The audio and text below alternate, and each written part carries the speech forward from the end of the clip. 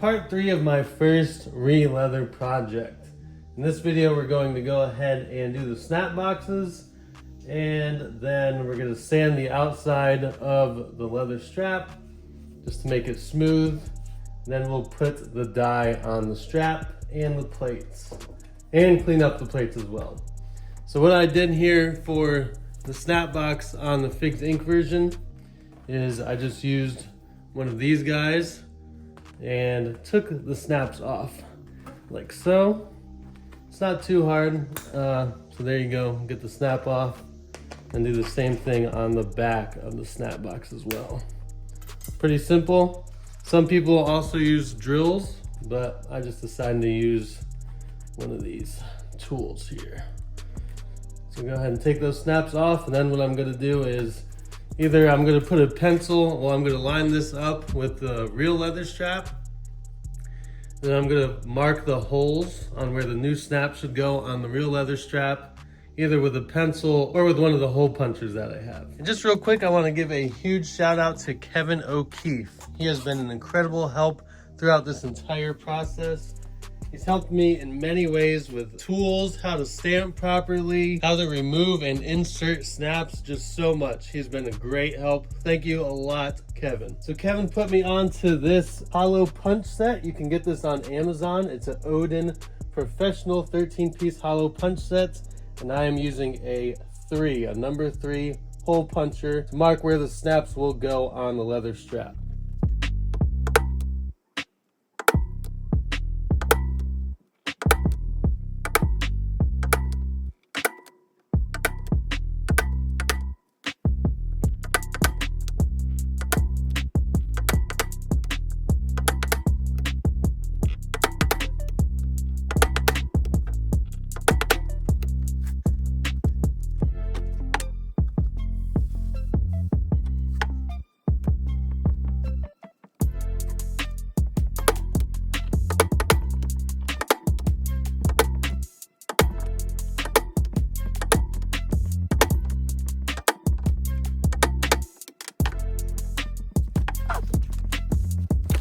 All right, so there we go. Now we have the holes marked, as you can see there.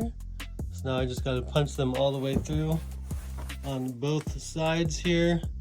Then for the plates, what I'm going to do, instead of punching the holes through the Jcfigz ink strap, I'm actually just going to put the plates on the leather strap, then punch them through the plates.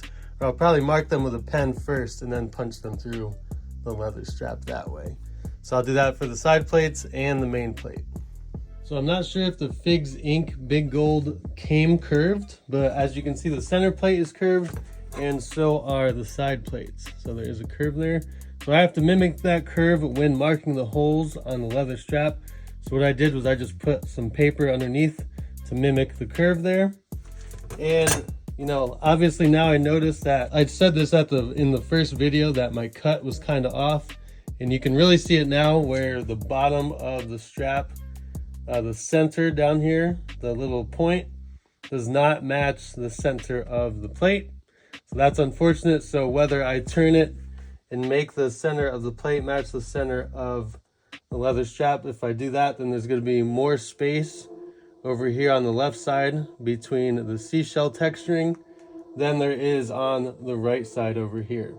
So no matter what I do now, it's going to be offset, but I'm just going to have to accept that and figure out if I want the center bottom to be you know, not centered, or if I want the left and right side to look like there's more spacing in between.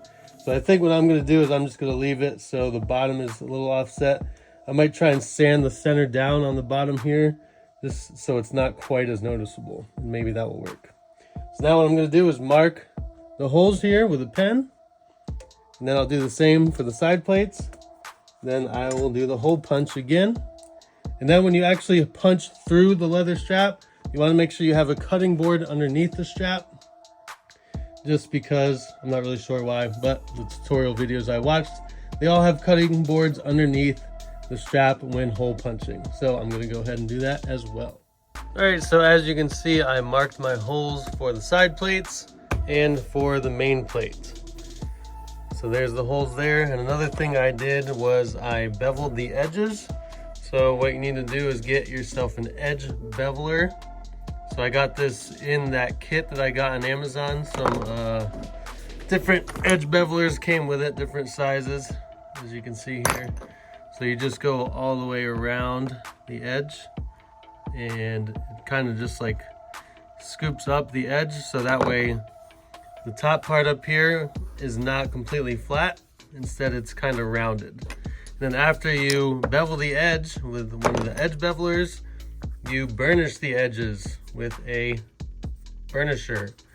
So then you just go around the edges like this and rub it back and forth. And if you wet it, it helps as well. So I've already beveled the edges all the way around this belt.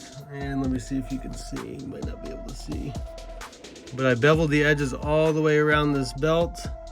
And I burnished it one time, and now I'm going to burnish it one more time, and hopefully it looks a little bit better. And the edges should be nice and smooth as well. So after consulting my leather guy, Mr. O'Keefe, he actually informed me that it's better to do your burnishing after you dye the strap. So disregard what I say, don't do your burnishing yet. Do it after you dye the strap and put your finisher on and all that, and then you can do the burnishing around it. You can still do the edging prior to dyeing, obviously, if you want, or I guess you could do it after too, but definitely do the burnishing after dyeing. Next step is I need to clean the plates on this belt. Mainly I need to hopefully get this sticker off of the damn plate. As you can see, that sticker's on there. I bought it like that. So I'm going to use Goo Gone to hopefully get this sticker off without damaging the plate. And then we're going to clean the plates with just some warm water and a microfiber cloth. There's some tarnishing here, or maybe it's just dirt. We'll find out once we clean it. But here's the before. Now I'm going to go ahead and use Goo Gone on the sticker and hopefully get it off.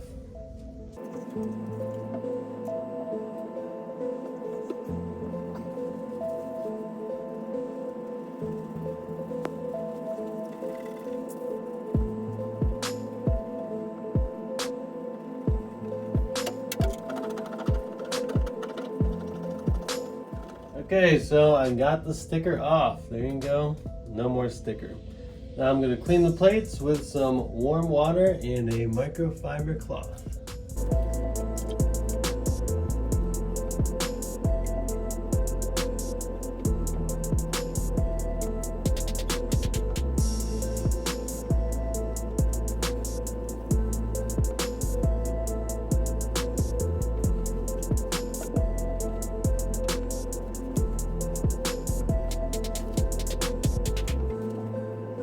Alright, so there you go. I cleaned off the main plate with just some warm water and the microfiber cloth. You just want to dampen the microfiber cloth, don't soak it. So I just dampened it, went over the whole center plate, and then I dried it off. It looks pretty good, nice and shiny. There is some tarnishing here and over here, so that's not dirt, but that's not a big deal. This is a project belt anyway, and it looks pretty good. Okay, so now the plates are cleaned, and I just finished punching the holes throughout the strap. You can see the snap box there, the snap holes, and then the plate holes. Like I said before, I used a size 3 or a number 3 on the Odin Professional Hollow Punch Set for the snap boxes. And then I used a 5 for the plate holes. So a 5 on the plate holes and a 3 on the snap boxes. So that's going to wrap it up for this video. I don't want the videos to get too long because the last part 2 of the releathering was about 20 minutes, and I just don't think people have that attention span anymore. You know, people don't really want to watch a 20-minute video. So I'm going to cut it here, and then in the next video we are going to dye the strap. Here we have the Pro dye. We're going to dye the strap, and then we're going to put some Super Sheen on there to make it nice and pretty, and then some Neat's Foot oil to make it very, very shiny. I think I need all 3 of those, not positive. But again, I want to give a huge shout out to Kevin O'Keefe for helping me. I've been messaging him like every single day, asking him for tips about the releathering process, and he has been phenomenal. So thank you, Kevin O'Keefe. All right, guys, make sure you like and subscribe. Hit the bell to get notified for when I post my next video. And I promise I will get to more belt reviews shortly. I'm just really trying to wrap up this first releathering project, and then I will get out some more replica belt reviews. And then eventually I will start my second releather, which will either be the IC title, the classic IC title, or possibly the ECW World Heavyweight title from WWE Shop. Don't forget to like and subscribe. Till next time. Peace!